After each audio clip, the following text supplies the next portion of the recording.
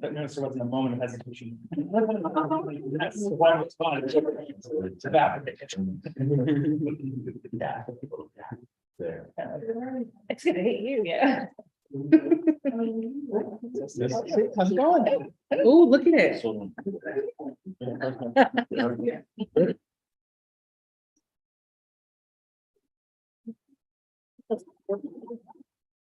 Good evening. My name is Helen Anthony. I'm the chairwoman of the Providence City Council Committee on Finance.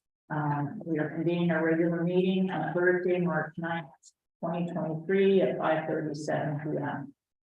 Madam Clerk, would you read the roll?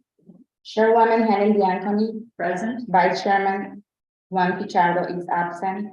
Councilman James Fager. Here. Councilor Sue Engelbach. Here. Councilor Miguel Sanchez. Here. We have 4 present, 1 absent. We have a problem. Thank you so much, and I'd like to welcome Councilor Kelly Peterson, who has joined us this evening. Someone else. We have Kenny Chevron, who is here from the solicitor's office. Thank you so much. Thank you. Luis Polanco is our clerk, along with Jerry Petronio.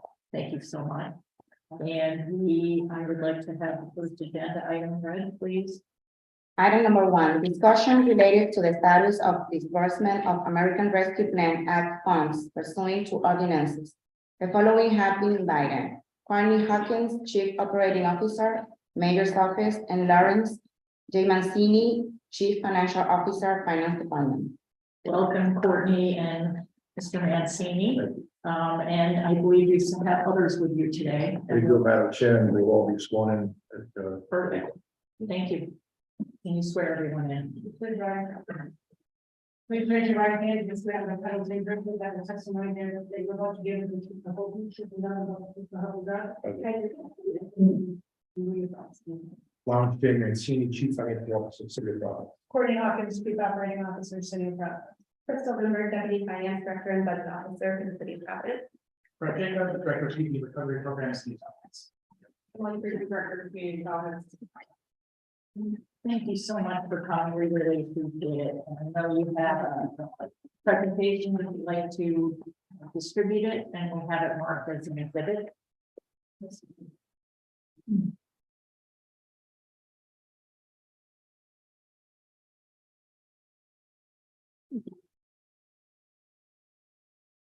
Thank you so much.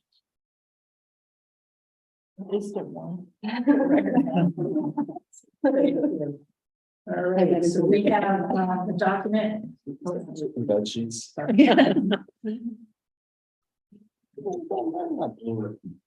If you fall asleep, it'll be okay. It'll be nice and warm for you. Okay, so we have a document entitled American Rescue Plan Act Spending Update. Courtney Hawkins, Chief Operating Officer, March 9th, 2023. We have a motion to mark this as Exhibit 1. I'll make a motion. Sorry. Motion made by Councilor Mendoza, seconded by Councilor Sanchez. All in favor? All opposed? Okay. Madam Chair, before Ms. Walker begins, we had the swearing in Ms. Silveira. She is right. Oh, yes, could we please swear in Silveria?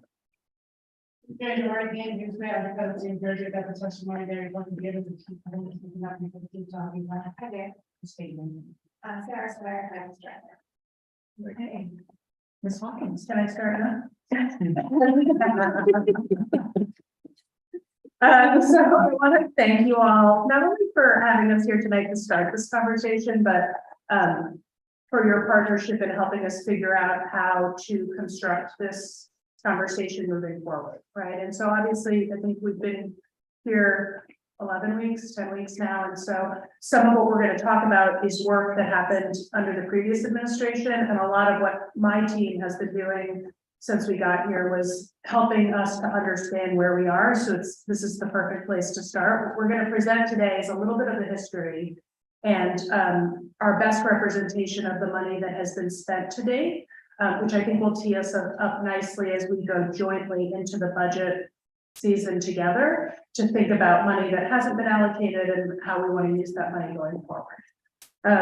So we can jump into this presentation. I will call on my colleagues when I get stuck.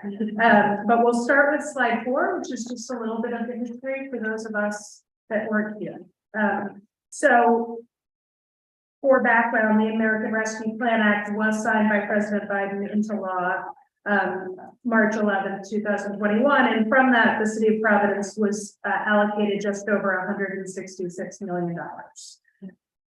The city council passed the first ordinance related to this allocation of just over $42 million on July 15th of 2021. And then Mayor Alorza and the council put together a task force that was going to work on deciding how to further allocate from there. And so that task force worked together until November and made a series of recommendations, which were then fed into this second ordinance, which was passed on May 19th. So what we're going to take you through today are what we call ARPA 1 and ARPA 2, right? ARPA 1 is this first ordinance from July 15th. ARPA 2 is the second ordinance. We've tried to construct it in a way that mirrors the ordinance. It's been frankly challenging for everyone to learn because things are called different things. And so the team has worked hard to try to mirror the ordinance directly so that as you go back and forth between this document and the ordinance in the future, you're able to match them up. So other context for you, obviously both ordinances allocated the full amount that was allocated to the city. The funds must be encumbered by the end of 2024 and must be spent by the end of 2026. Okay. We also thought it would be helpful on page 7 to just clarify the words that we're going to use as we talk about this money. So obligated are the monies as they were divided up across those two ordinances. Encumbered are items that are under contract or purchase order. So what is a little bit challenging about all this conversation is that there are things that, you know, where we're talking to vendors right now about work that might happen in the future. There are procurements that are in all stages of flight. And so for the purpose of this conversation, we're really talking about money that has been contractually committed or paid. And that's what we're going to try to limit the scope of for this conversation tonight. And then Chairwoman will work with you to figure out what the right next step is from there. Ms. Hawkins, can I just interrupt just for one? You want people to ask questions during your presentation? Yes, please.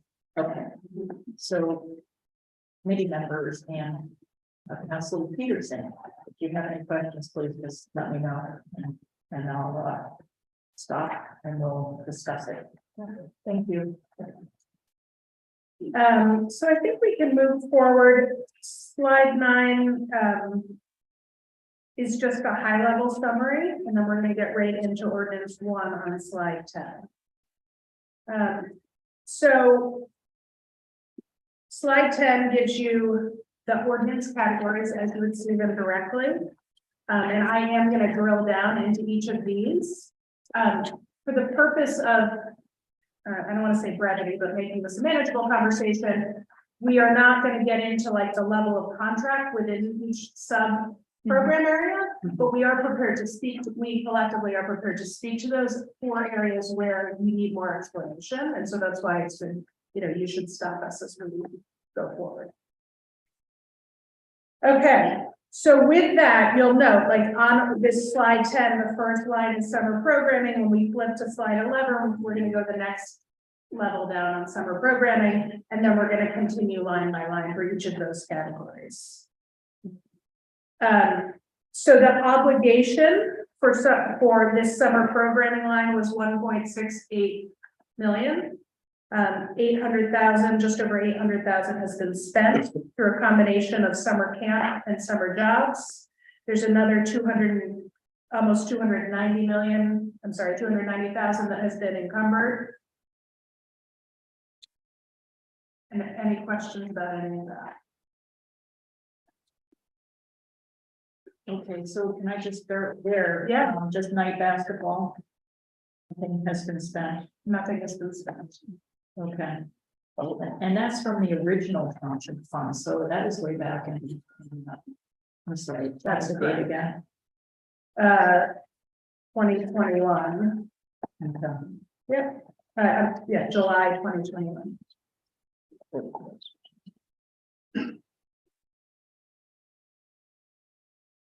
Okay.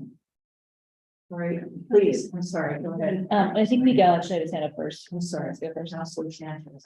So can we just explain, like, if money hasn't been spent, like, is this in like the general fund, is it like in a different account, like, where's that money at, like? It is available for programming. In some cases, it is like we're under contract negotiations right now. I'll use night basketball as an example. That money has not been spent. It is not currently in conversation with anyone to spend it. It is sitting in the ARPA funding to be allocated in theory for this purpose.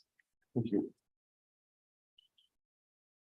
Am I gonna jump in? Yes, please, Councilor. Just, one, this is so, thorough, I really appreciate this. Slide 9, just taking a quick step back, Yeah. so under ordinances, ARPA 1 and ARPA 2, we have 166 million. We've spent 36.35, we've encumbered 65-ish million, so we still have totally unencumbered about 65 million. But some percentage of that is like in discussion and under contract, and some of it is just sitting in on an account. Okay, I just want to make sure I was like, so some percentage of it is still wide open and some is, okay, in discussion. And I'm sorry, I forgot to mention that we have our auditor, Gina Constance, attending this meeting, sorry. And go ahead, you have that. Crystal, this may be directly used here. Yeah. So I ran an AC 290 and my numbers are slightly different in some areas. When did you run your AC 290? I'm sorry. We posted several journal entries like yesterday afternoon, so I don't know what day you ran. I have more than you. An AC 290 is a report that shows by activity. So this setup, just for the record, I think is excellent. Every project is by activity. So anytime an expense is posted, they put the activity code onto the purchase order of the board of contractors, so it's easily tracked and it's more transparent than if they didn't do that. Yeah, So that's great. It's very good, but for example, I will just say on the summer camp for Providence residents, I have more. Yes, so that was a journal entry. When we were doing this reconciliation, we realized that there were some recreation center employees that were accidentally being charged for this line. That's clearly no longer summer. And so our ARPA fiscal agent went through, cataloged all of the expenses that were inappropriately charged and reclassed those expenses to the general fund. And so Gina, like I had to rerun all of my numbers this morning because there were so many entries that were posted. So depending on the timing of when you ran your reports, we might have some discrepancies. And I will say that, you know, for the record, under penalty of perjury, like this is our best effort to take a lot of information that is in a lot of places. And I think a great follow-up to this, Gina, would be for us to look at where our numbers are different and make sure that we get to the place that we are 100% tied out, because there will be likely errors that we will discover through this process. I don't think there are errors that are like of a huge magnitude, but the issues like that, I think will come up. Okay, can I follow up with one last question? Administration, you only have $71,000. Are you not counting the salary in that line item? We are, that is the portion of the administration that reflected fiscal year 2021, correct? The balance of it, you'll see later on the slideshow, is allocated towards the second tranche of ARPA. Thank you. Can I just have a quick question? Yes, Councilor Peterson. For things like night basketball, has there been any sort of communication with the different departments that perhaps have money there, but haven't necessarily done anything with it and it's not encumbered? So certainly part of what we're doing. My understanding of the intent of this allocation was for a specific program that is actually not operating. Okay. Okay. Okay. And so we're going to come through those together, where we're going to have to figure Got out. it. what we want to do. Yeah. And I do appreciate the suggestion, because I think this is to have the two reconcile together, and we can do, you know, basically an amended report. I think the discrepancies will hopefully be easily settled. Okay. Okay. So the next slide 12 is entitled Youth Investments. This first line, early learning infrastructure, is in process and is close. So you will have probably seen announcements about this. This is funding that is going to list. And then the Youth and Family Broadband Access Program. has a staff person allocated to it and is doing outreach as it relates to this program, but there is obviously some more capacity there. Okay. And so when you say the funding, I'm sorry, the funding on the early learning infrastructure is going to list. That's all, the total portion of the list. Yes. Okay, and is that for pre-K And Facility. childcare.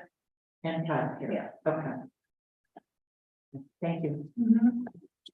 Slide 13, anti-violence investments. So this is the first mentoring allocation. There are two separate, so this is ARPA 1 mentoring. And then an allocation for nonviolence training and another year-round jobs for kids. Are those jobs for the city? They're through nonprofits.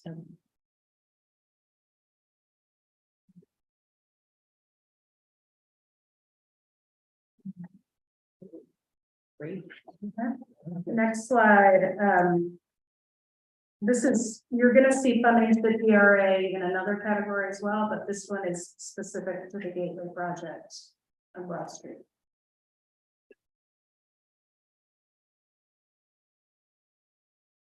And that is completed and open, correct? Yes.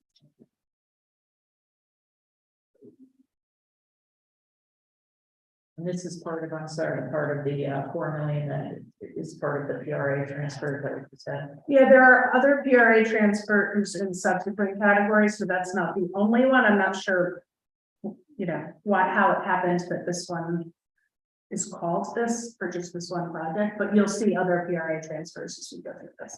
Okay. Questions, please? No, my head's so far down. I couldn't just- Okay, slide 15 is grants to libraries. There were allocation made for both, I guess we're supposed to call them the community libraries of Providence now, the community libraries of Providence and the Providence Public Library. I have a question. So you really don't know, so the money that's been allocated for the Providence Community Library, it's a big sum of money, very little has been spent. Do you have any insight on at all what's going on in that money? My understanding is that there's been back and forth, and I think this is an example, Councilman Peterson, where like we need to push a little bit on this allocation. And so as we were going through this, that I had the same reaction, and I think this will be an area that the administration will follow up, see if we can make progress. And the way you do that, I'm just, because it's such broad, so do you contact the community libraries and ask them for a list of needs and then go from there? Is that how you're? My understanding is that there's been back and forth about what their needs are, and the process of getting to a scope of work has maybe taken longer than would have been intended. But I think we can do some work on this one. I would hope so. As a big community library supporter. All of them. So, so I'd be very eager to move along on that. Yeah, we can keep you updated. Okay, all right, great. Okay, and then slide 16, grants to nonprofits.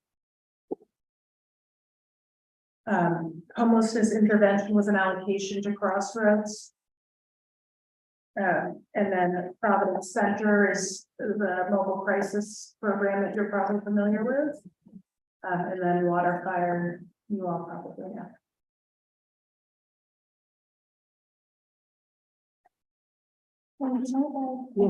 Yes, please, Councilor Anna.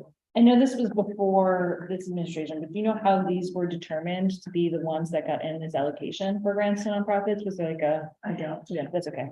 I can add some clarity on the water fire. I remember that. Yeah, that was individually, Yeah. that was on the city council floor, that I can say. And then my question is, so the amount for homeless intervention that is covered but not spent is, what is the status of that? Those are funds remaining on the PO that was issued to Crossroads. And we put out, that was one of the ones. Yeah, it wasn't one of them ways. We can, sorry. we can follow up on that. Okay. Yeah, this was a contract awarded to Crossroads for a diversion program, a street outreach diversion program This was awarded a while ago, and they issue invoices on a reimbursement basis, and so we're just kind of waiting on the last invoice there.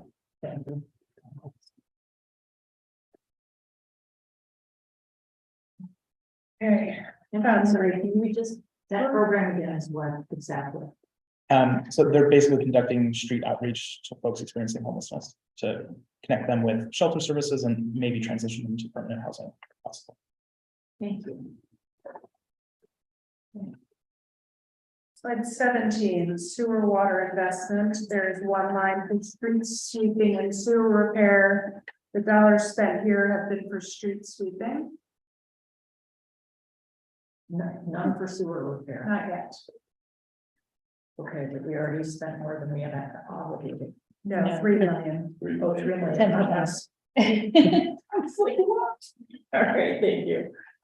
Is there a plan for the sewer repair? The team is working on that. Okay.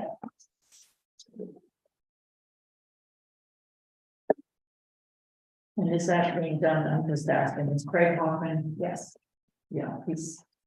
There has that quite well yes. laid out. Because we did have a discussion, and I'll just say, for those who weren't here, that. That was woefully inadequate for. what Yeah, that's we what kind of. have for our sewer repair. I think there is another sewer line and another thing that we're gonna come to, but even with that, we'll also be well. Yeah. Okay. Okay, slide 18. Revenue recovery, so. Councilors will be probably aware that in each ordinance, there is money allocated for city budget gaps, and so this reflects the fiscal year 21 budget gap that was supported using ARPA money. Are we gonna get any kind of breakdown on that, or where will we see that money? But you know, where will we see how that's been distributed? Will we see that in the budget, or how will we be able to see that? Yeah, so you'll see that when you look at the fiscal 2021 actuals, when we close the budget year. So every, the past 2 fiscal years, we've budgeted a certain amount of revenue in the general fund to help support and balance the budget in addition to other initiatives. For accounting purposes and federal single audit purposes, we need to describe to the federal government how that $19.4 million was actually spent. And so to be very cautious and to be compliant with the federal guidelines, we have stated that it's to be used for public safety salary expenses to offset the cost of those, which is consistent with how we utilize the PRF funding. So year over year, you can see, you know, during this pandemic period, our public safety salary expenses in the general fund are a little bit artificially low because we have these subsidies to help offset the costs. Thank you. Slide 19, small business relief. This was direct payments to small businesses affected by COVID. And there was further ordinance passed that directed that this money, if not spent here, would be allocated for revenue recovery in future years. So that's something else we should discuss together as we think, but it is, while it's represented here for small business, based on that ordinance, it's actually now available for revenue. The balance is now available for revenue. And is that, where's that sitting, this particular money that's not been unused? I mean, I've heard some discussion it might be in public property. That's a different pool of funding. That was part of the fiscal 2024 budget. This, the balance in this is still living in we have a special fund and bank account where we keep all of the ARPA dollars, and that is where this money is residing until it can be obligated for another purpose. Okay. Any questions?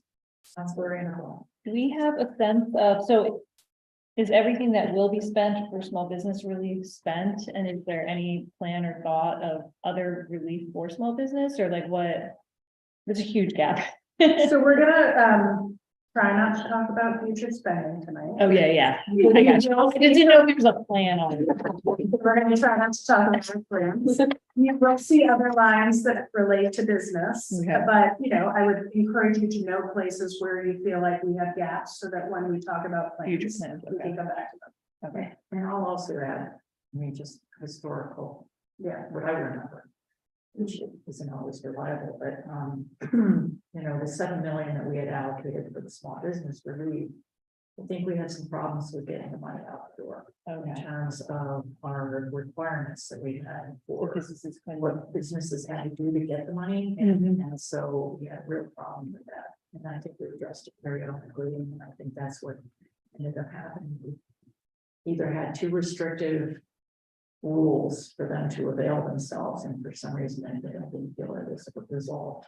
Go ahead. Do you know how many small businesses received the funds, or what was the average? I don't, but we can follow up, Councilman. There were $2,500 grants in this program, and applications were ridiculous. They were. They were hard for a lot of businesses. I tried to help a couple fill out. I'm just saying. And then slide 20 is administration, which I think we addressed. And that takes us through our program. Monitor, do you have any questions? Down to Article 2. I do. It's just again about the administrative costs. I only went by the date of the expense for Article 1, the administrative expenses. You have program expenses, rent, it's all falls under, so in the end, you have one activity code for the administrative costs, correct? There's now two. As of yesterday afternoon, we stepped, so I think if we sat down and I showed you, like I can even show you how they changed from one report to the other. But yesterday, one of the things we wanted to clarify was what portion of the admin related to the ARPA 1 ordinance versus the ARPA 2 ordinance. And so an entry was made to move about $71,000 out of the existing admin line that you were probably looking at, Gina, and into the fiscal 2021 line. So that for reporting purposes, we could just run it based on those activity codes, but the net of those two should be the same as it was like. Okay. Plus or minus changes, but I can go through all those. with you. It's just that my number is like 550,000, that's why I just want to make sure. Oh, yeah, we'll go through, we'll go line by line. Just so that I'm tracking, in terms of follow-ups on Article 1, I have, we will provide you a follow-up on our outreach to the community libraries, and then a follow-up related to the number of small businesses we got that. Okay, thank you. Okay, ARPA 2. So again, this top sheet is going to show you the various categories that we're going to cover in summary. And the first category on slide 23 is investment in housing. And we have Emily Friedman here who can get into details as it relates to this category. This is also where we wanted to talk about the future, the potential purchases that are coming to us. So that's correct. So I think the council is, we've had some discussions about some of the NOFAs that have been, and I think Emily is going to street will be walking us through these. But these are things that we want to do some our due diligence on these items, because these will be going to the order contract and supply, and probably be coming back to council, to the committee. So that's why we have Ms. Friedman here today, because she will be speaking about these programs in detail. So we want to make sure that we understand what everyone's going to use for a lot. Okay, thank you. So with that, I can jump into, as we talked about, there are efforts to get programs in process and may not necessarily be reflected as encumbered or spent here. An example of this is coming before you on Monday to the Board of Contract and Supply. We in fall released the Affordable and Alternate Housing Programming Grant Program, NOFA, which was the $500,000 earmarked under the second ordinance to provide funding support to nonprofit organizations and quasi-public agencies that are serving populations experiencing housing instability or homelessness. The goal of this particular line item, which was actually recommended for inclusion within the ordinance by the task force, was to support innovative demonstration projects that are going to provide supportive services or resources to allow the hardest to house populations in Providence, who are currently underserved by our existing shelter and housing system, to more efficiently transition and be successful in permanent housing. So this NOFA was issued in the fall with the goal of identifying demonstration projects to pilot new service modalities and demonstrate impact and cost effectiveness. So this funding opportunity was put out to attract organizations with innovative ideas to increase housing stability, hasten or bridge household transitions into affordable housing units, or otherwise support people experiencing homelessness. Pilot programs could receive funding through this opportunity and would need to be fully implemented by June 30th of 2024. So would need to, while these are demonstration projects, we were looking for projects that were going to be ready to proceed and could meet the ARPA timeline and address our immediate crisis that we are seeing unfolding in front of us. So this funding opportunity closed in November. We received 10 worthwhile proposals equating to more than $3.3 million in ask for $500,000. So of course, we had to make some incredibly tough decisions due to the limited availability of funding. That said, due to the strength and the type of proposals received, the review committee that reviewed the proposals recommended and are recommending to the Board of Contract $1.195 million in funding to 6 proposals. The recommendation, and we did, I believe the prior administration had reached out to the auditor to ask if it was okay that we utilize not only the affordable and alternate housing programming $500,000, but also if the spirit and intent of the projects was similar, tap into the expand rapid rehousing line item. And that is what the funding recommendation that's going to be in front of the board proposes to do. And essentially the 6 proposals recommended are those that demonstrated readiness to proceed, capacity to expand and create housing stability for priority populations, projects that were going to fill an unmet need in our housing and shelter system, and were agencies with the capacity and staff expertise to deliver quality services to these populations. So the initiatives that are being recommended include direct financial assistance programs, acquisition funding for a group home facility for unhoused women and children, and intensive case management programs for specialized populations. You want to give us the names of, when you talk specifically about amounts and who they're awarded to, and before you do that, can you talk about the committee that was assembled to discuss the proposals and just a little bit about the process? Absolutely. So we followed a notice of funding availability process. So essentially did a call for projects to identify nonprofit subrecipients that would receive subgrants through these federal funds. The initial NOFA was drafted by the policy office with input from the planning department. And when we received proposals, there were representatives from the planning department, as well as the recovery office and the policy office, who reviewed and vetted the proposals based on the published scoring criteria that we had published along with the funding opportunity. And this is similar to the method we use to solicit for our other federal grants that the city receives, such as CDBG.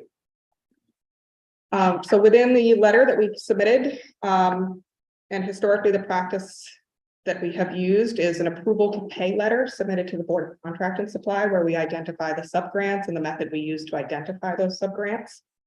So we are proposing, again, $1.195 million in funding from 2 different accounts to make awards to Amos House, Open Doors, Family Service of Rhode Island, Adoption RI, Crossroads Rhode Island, and Sojourner House. And the awards range from, I can go down the list, Amos House at $137,664. Open Doors at $500,000. This is the acquisition activity. Family Services of Rhode Island, $172,999. Complicated. $244,232.64 for Adoption RI.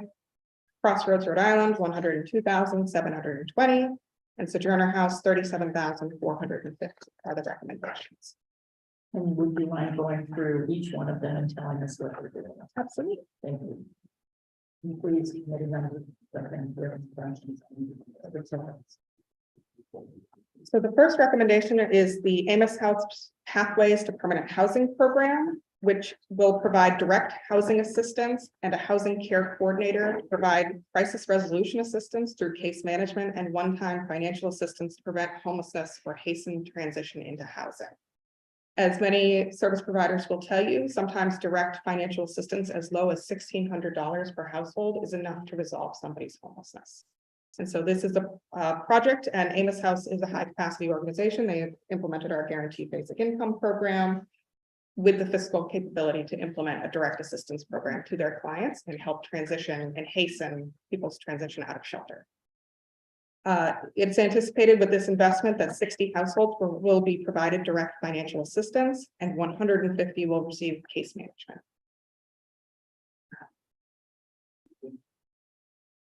Moving on, Family Service of Rhode Island, the Coming Home program will hire a dedicated housing navigator who will case manage 35 Providence families experiencing homelessness and provide them with direct financial assistance.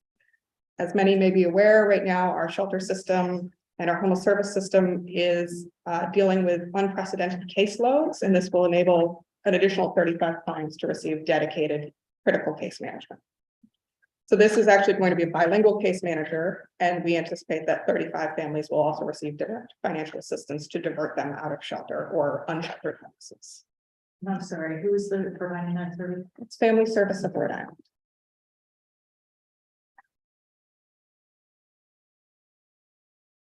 Then Adoption RI, in partnership with House of Hope, will be operating the Copley Chambers program, which is going to be youth-focused intensive housing case management for the 26 units that were just rehabilitated and opened on at 206 Broad Street. So these are all 18 to 24-year-old youth who have aged out of foster care, who are living on their own for the first time. This will enable embedded case managers to work out of the ground floor of that new housing development, and essentially will allow us to have 26 units of permanent supportive housing for youth. This will also, as this initial investment, will then allow these organizations to pursue other funding opportunities longer term. For example, many housing homeless service providers are seeking to become eligible to bill under Medicaid. And so some of the goal of this notice funding opportunity was to create pilot programs and bridge resources to allow organizations to demonstrate proof of concept and get themselves queued up to tap into other resources coming down the line. Additionally, Crossroads Rhode Island did seek for additional cash assistance for an additional 30 unsheltered homeless clients. So this is their mobile housing stabilization services. So this is additional diversion resources that will be provided to up to 30 unsheltered clients. So this is additive to their diversion team, which is the dedicated street outreach team working in downtown, liaising with our unsheltered population. And then finally, Sojourner House applied for housing services for victims of abuse. And we have recommended funding for direct client assistance. And these are clients who are fleeing domestic violence and human trafficking. And we anticipate that we will be providing up to 30 clients with direct financial assistance for furniture and rental assistance, utilities, and deposits on apartments. And that is the slate of the 6 recommendations. Oh, excuse me, I did miss one. Open Doors. I'm sorry. Yes, so Open Doors has applied and is in the process of negotiating the acquisition of a property for use as a group home, a transitional group home for women and children, the women being justice involved. So potentially in up to a 12-month period, this can serve up to 80 participants in this program. The operating costs for this program long-term will be through Medicaid and community health worker grants. They also have a pending request into the state for the Pay for Success pilot. And so this funding would be a one-time expense where the city would assist them in acquiring a property which is currently zoned as a group home and vacant, and enable that to be used long-term for continued public purpose. And did you use the words justice involved? Okay. Yes. Is that incarcerated? Incarcerated, formerly incarcerated, paroled. Okay, all right. And $500,000, is there other allocations somewhere for open doors, or is that just all they're getting for the acquisition? So there was a previous recommendation through the Board of Contract and Supply under the Emergency Housing Solutions Grant, where we assisted them with a 1-year expansion and extension of their 485 Plainfield Street shelter, which was 19 beds. And that was a communication that went through the board back in December, I believe, early December. Okay. We're just, talking about these specific, doing our due diligence on the specific, and see if being spent. Yeah. So go ahead, Counselor. Thank you. For these specific ones, did the, thank you, that was really complete. It's like, yeah. Did the folks applying for the NOFO, did they know how much was allocated for the NOFO? And I guess what I'm trying to get at is, I imagine the need is much greater, and if we're now able to tap into other funding sources, is there the opportunity to you name specific numbers of people who would go through the programs? I imagine the need is actually like double, triple. I have no idea what the number is, but if we can tap into other funding sources, what could the number been? Which I guess is maybe a question you could answer, but did they know that number? I guess what I'm trying to say. They did know the $500,000. We are strategic when we write RFPs or NOFAs, that we reserve the right to fund any, all, or more, or offer the opportunity to offer contract extensions. We see this often. For example, when we put out CDBG funds, we might have 5 million to distribute, but we'll get 15 million in requests. There is no shortage of need in our community. We certainly, as we'll talk about tonight, there are some aspects that are not yet programmed, and so there may be future opportunities where we can issue additional solicitations, and we know that the market is telling us that there is capacity to develop, there's capacity for services, and so we fully anticipate that there are still responsive proposals out there. Thank you. Go ahead, Counselor. Oh, I just have a quick question with regards to the open doors opportunity. You said 80 individuals or 80 families? 80 individuals, Okay. so women plus children. Okay, Total but total 80. 80, okay. Yes.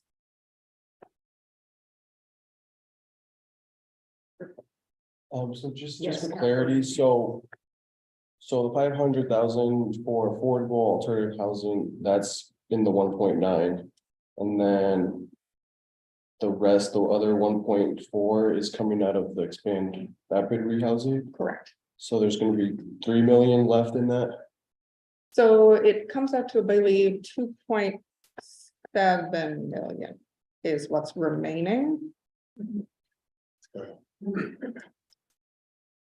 So I guess just to kind of follow up on Sue's, how'd you determine that 1.9 was what you guys want to spend on this round?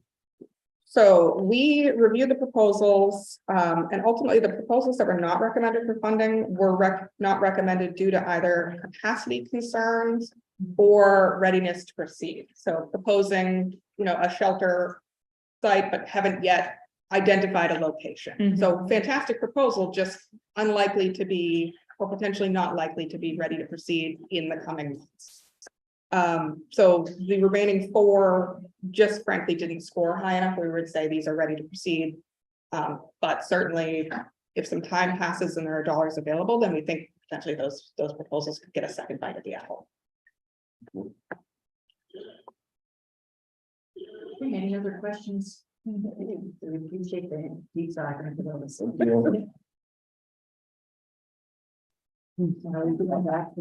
Yeah, anything else on 23? Okay.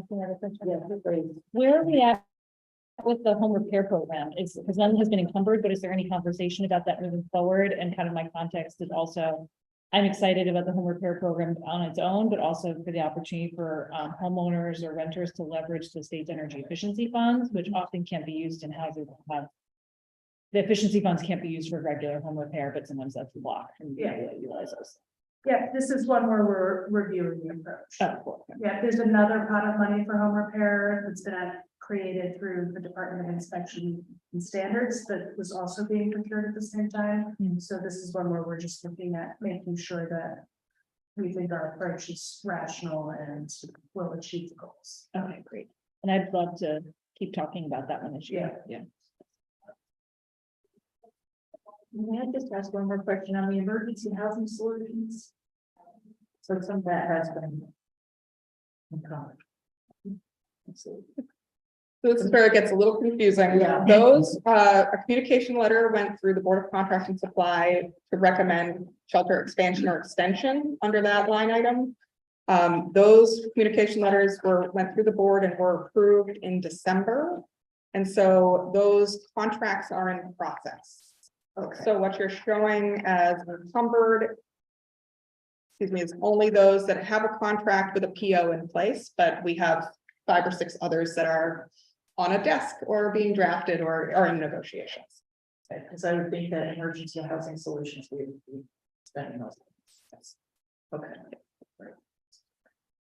Okay, slide 24, water, sewer, broadband and infrastructure. So this is that other line of potential sewer and stormwater work that I mentioned previously. And just to follow up on that, talking, so we're gonna have the full 3 million still available here. Yeah. And then what was left over from the first tranche is correct, will be used for sewer. I assume, and stormwater, I guess, but most of sewer. Relining the pipes, I understand, but I guess we'll hear a more in-depth report from the same office. Yes. Okay. Can I ask about the, Yes, please. what's going on with the resiliency and infrastructure and frontline communities line? I know that was a priority of the Racial and Environmental Justice Committee at some point. And the Office or Department of Sustainability. You know, all of this one. Sure. The focus of this, and I believe is currently under review, Yes. similarly to make sure it's rational and achieves the goals is really around electrification, particularly, Councilor, to what you talked about around making sure that the homes are able to receive or tap into a state program. Okay. And so there's some potentially, well, I don't know if it's getting too in the future, but potentially for single home owners and single family homes and institutional housing electrification as well. Okay.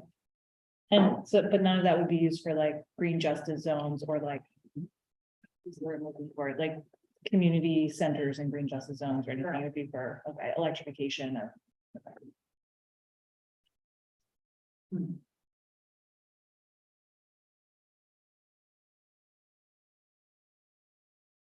I have a quick question.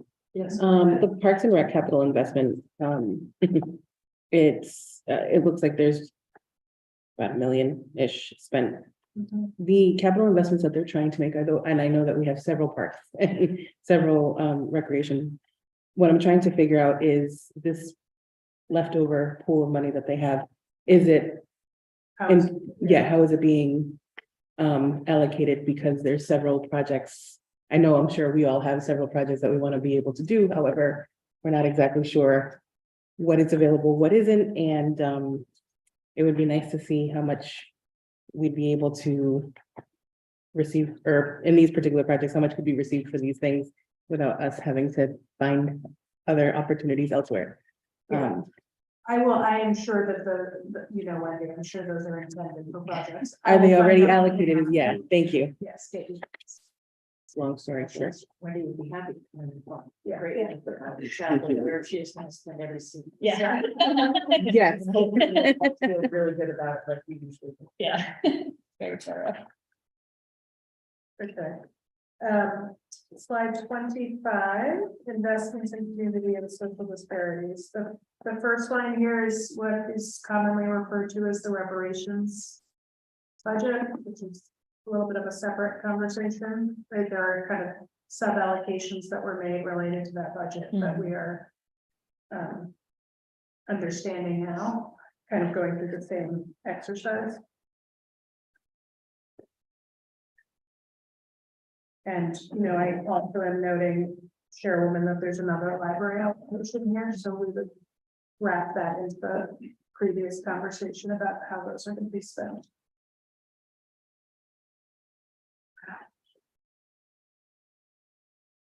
There's a lot of money obligated, not spent, in this category. There's I would say there are a lot in process here, in flight, but not spent yet. Okay, all right. Okay, Madam Auditor, did you have any questions on the website? Not really, I have a question. How is the $50,000 going to be allocated for the rec functions? Is that just going to be a direct allocation to rec centers, or is that from the care? Oh, the next slide, 26. Sorry. I have it flipped. Did I get my, I'm Yeah. so sorry. It's continued, you're right, but we're on two pages. I'm sorry. Yeah. I don't think anyone has any questions on page 25. Yeah. 26. So my understanding is all of those have been allocated or are in the process of being spent. Within the ordinance, they are outlined, just for people's awareness, they are outlined. Around by, They don't need board of contract and supply approval when a vendor is identified in an ordinance. No, they don't. They don't need to go to board of contract and supply. And just to ask, follow up on that particular item, there was a certain amount that was allocated to certain community centers. Are we staying true to that? yes. That would be very important.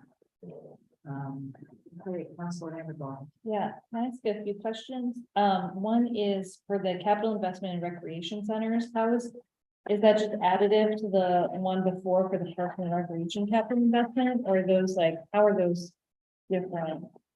And what they're really The spent on? previous is parks and that's And what rec. is right. Okay, this is park, okay, this is just rec centers. And then. For the food security grant program, who, like, is that a specific vendor or who is that? So this is being programmed by Healthy Communities. They Okay. brought in a consultant who's doing a little bit of a gap analysis based on the COVID response. Yeah. The intent of this funding is to improve, to make some capital investments to better prepare rec centers and community centers to distribute food in this kind of response structure. So for example, ensuring that there's refrigeration Yeah. so that we can distribute perishable items. Could that also be used for like summer meals? Exactly. Okay. Yeah, there's part of this money, apparently the summer meals, number of participants in summer meals has dropped. So some of this will also go to trying to bring people back. Okay. I have a quick question, not to go back, but the downtown open spaces, is that being managed by parks or? Ended? So my understanding is that to date, the money that has been spent is related to pedestrian improvements for Washington Street. The remainder, we can get an update for how much of that has been programmed by parks and how much is not. So is that parks that did those sidewalks or DPW? The pedestrian improvements, I don't know, I'll have to follow up with it.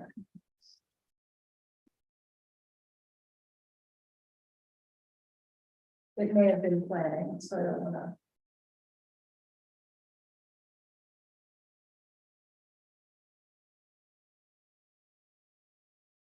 Everybody up to date on their questions? Yes. Okay.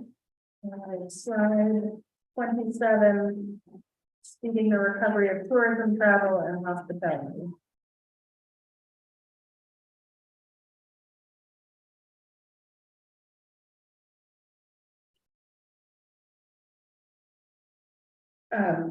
I'll say that I think the two that are at least explained by their title, arts, culture, special events, support, and cultural facilities are all direct grants to cultural institutions that were affected by COVID-19.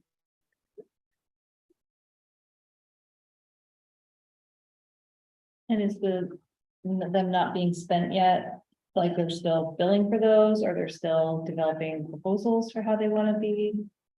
They are in process. Yeah. Yeah, I'm sorry. Monitor. I'm sorry, just for clarification on the cultural facilities, if I recall, they had like $4 million originally in the original proposal, and it was changed to 2.5 because they wanted to build this whole new building.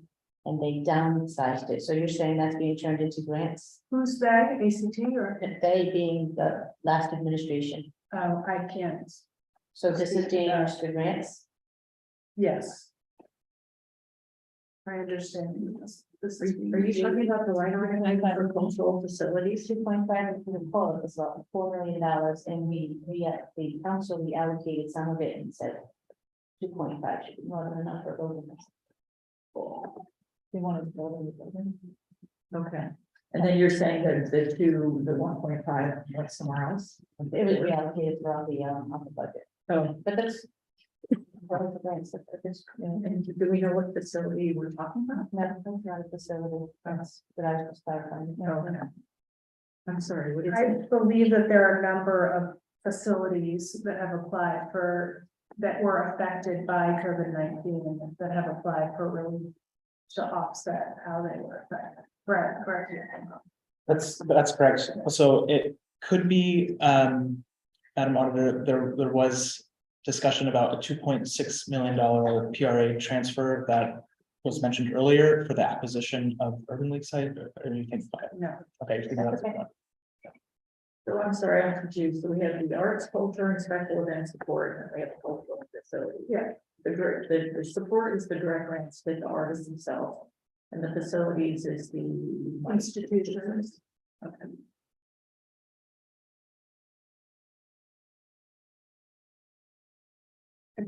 Is the tourism marketing still underway, or what's going on with that line item? I don't know. The money for the Convention and Visitors Bureau includes marketing. So I don't want to misspeak to that line.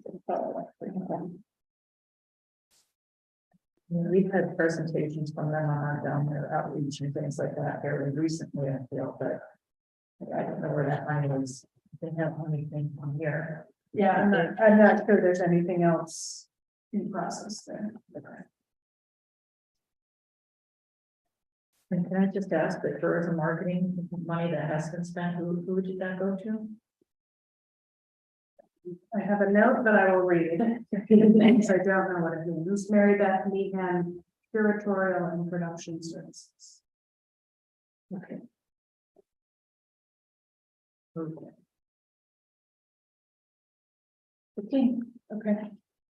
Next are additional investments for economic stabilization of businesses.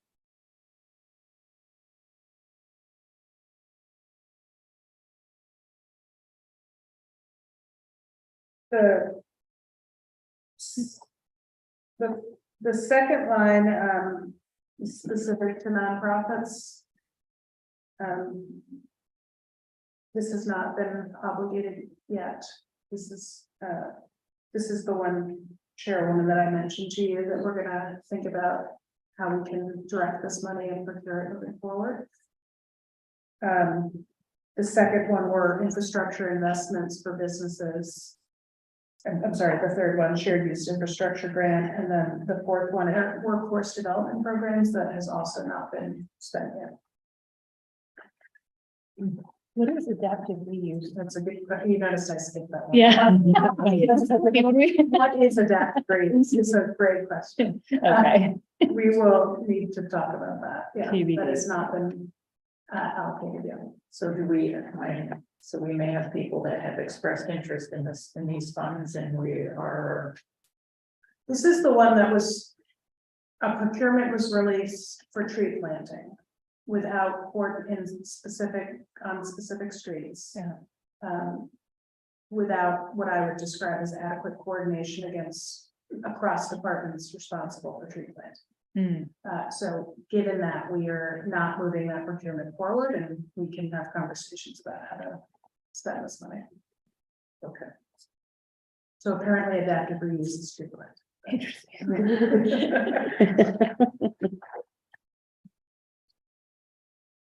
What's the wrong? Okay, and the 60,000 that's been spent for infrastructure grant program. These are like, as I understand it, they were micro loans to small businesses for specific expenses to help them as part of the stabilization. Okay. And we're eager to hear more about this section. This seems that. So it may not be, they may have been things that we needed right away, but weren't spent, money not spent, so now we really have to go back and figure out whether it's still needed and appropriate. Exactly. Okay. All right. Sorry, just a quick clarification, but you said micro loans, like forgivable micro loans or grants? France. There was technical assistance provided. Okay, For, got it. micro enterprises. Got it, got it. Okay.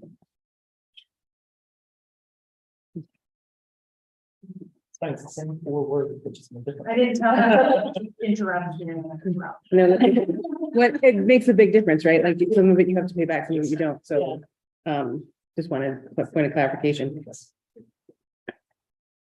Yeah. I have no, I mean, go ahead, Madam.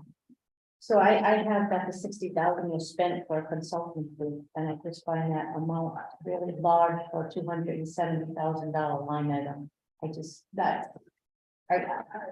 incredible, and we have nothing other than paying a consultant out of that line item. Did they give a report? Do we have any of that information of what they recommended and what it was?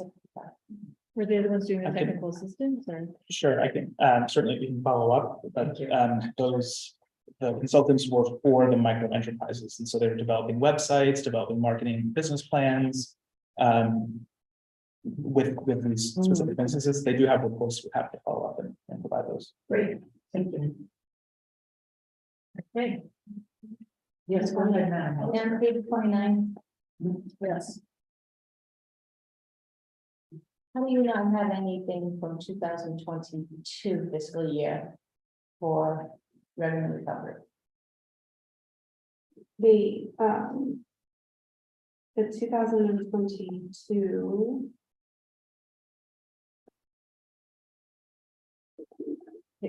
No, you know what, I think there was a misrepresentation on the previous slide, the 19 was for 22. This remaining is for 23 and 24. Because we had 19 and 21, 16, and 20, no, nothing in 21, right? I just, for the record, I didn't find it in the AC 290, I actually went to the budget book and I looked at the budget, not the audit, but there's 25,610,000. In 23. Okay, We have 25 million in 23, 16 of it is true revenue loss, the balance is the capital investment funds that are in the public property budget. okay. The 19.5 we discussed earlier was accrued back to fiscal 2022. You're right, thank you. Sorry. Thank you. about that. No, Yeah, no. no, it's a little confusing here, but yeah. I just put it in and I shouldn't have, that's all.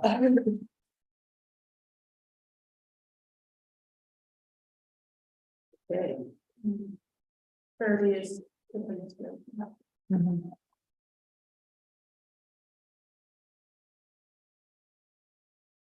Great, so we made it through. Yeah, Yeah, big thank you, Sandra. so on ARPA 2, for follow-ups, I've got electrification. A little more information about the electrification program and what's happening there.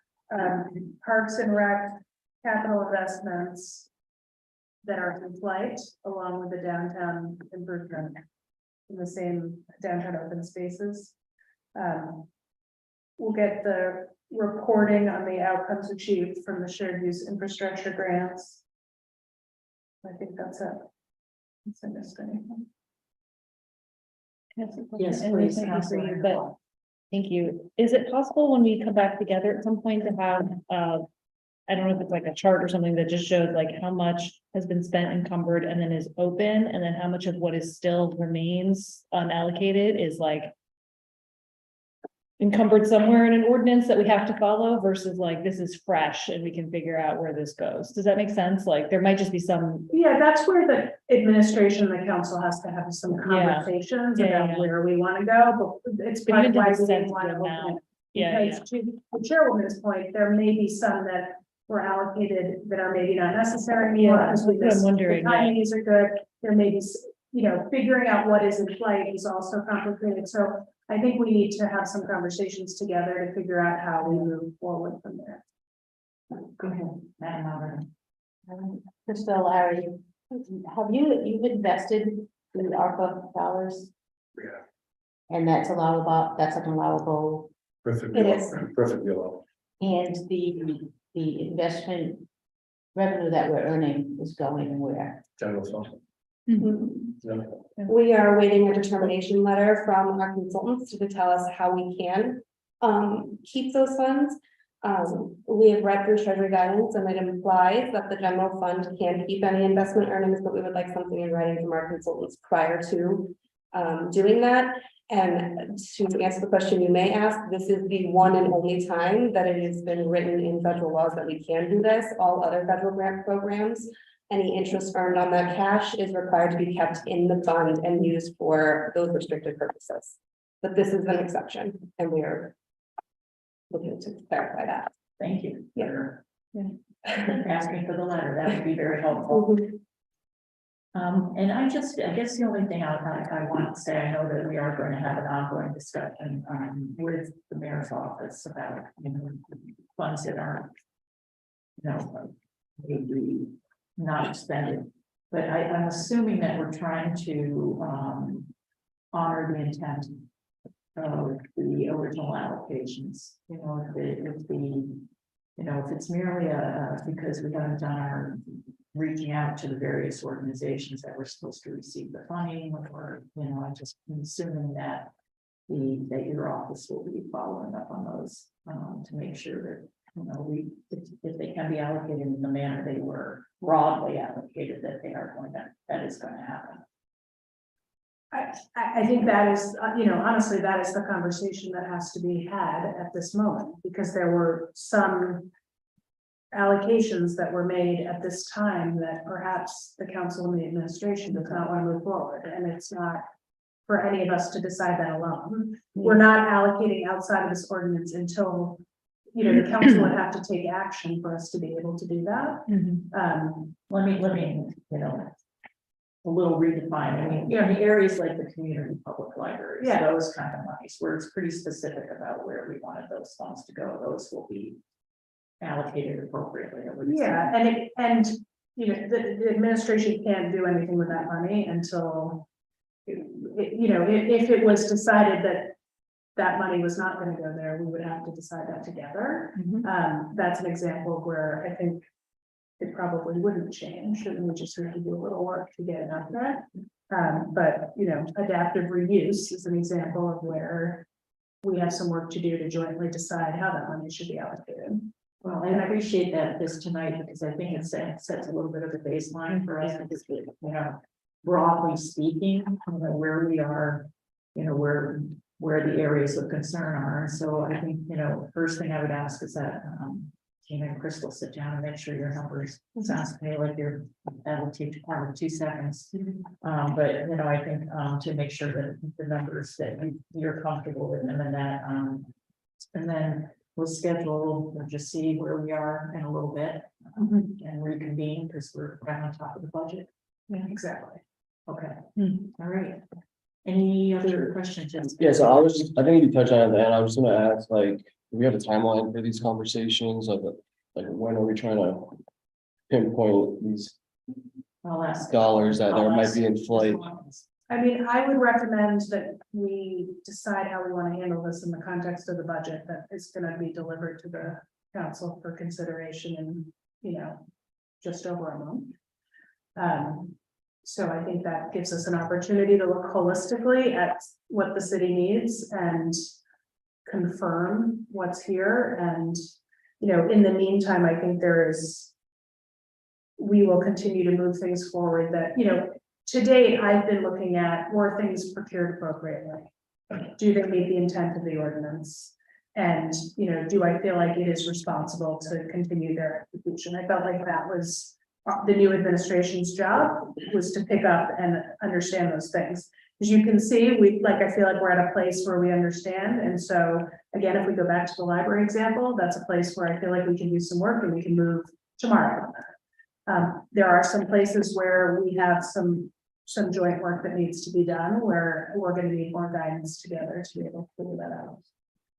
And then in terms of, then moving it along with the budget, then we will have clearly designated in the budget for these ARPA funds. I mean, I just want to make sure we have a clear understanding of, because we have them in broad categories right now, we have some specificity in terms of where they are, but we really do need to figure out where we are with this list.